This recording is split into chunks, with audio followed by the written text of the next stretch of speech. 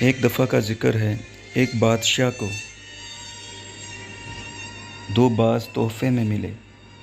اس نے اتنے خوبصورت پرندے کبھی نہیں دیکھے تھے۔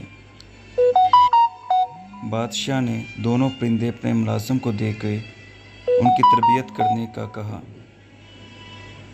ایک دن ملازم نے بادشاہ کو بتایا کہ ایک پرندہ اونچی اڑان اڑ رہا ہے اور دوسرا جس دن سے آیا ہے اپنی شاخ سے نہیں اڑ پا رہا۔ بادشاہ بہت پریشان ہوا۔ اس نے اپنے مشیروں کے سامنے یہ مسئلہ رکھ دیا۔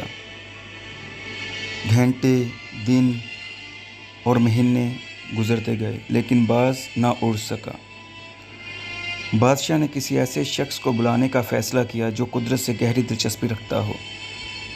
بادشاہ نے فوراً حکم جاری کیا کہ ایسے شخص کو ڈھونڈ کر لاؤ جو ریگستانوں اور جنگلات میں زندگی بسر کر چکا ہو۔ اگلے دن بادشاہ کے محل میں اس شخص کو حاضر کیا گیا۔ کچھ ہی دیر بعد وہ باز اڑنے لگا۔ بادشاہ یہ دیکھ کر بہت حیران ہوا۔ اس نے اس شخص کو طلب کیا اور اس سے وجہ دریافت کی کہ کیا وجہ بنی ہے جو باز نے اڑنا شروع کر دیا۔ تو وہ مسکرا کر بولا،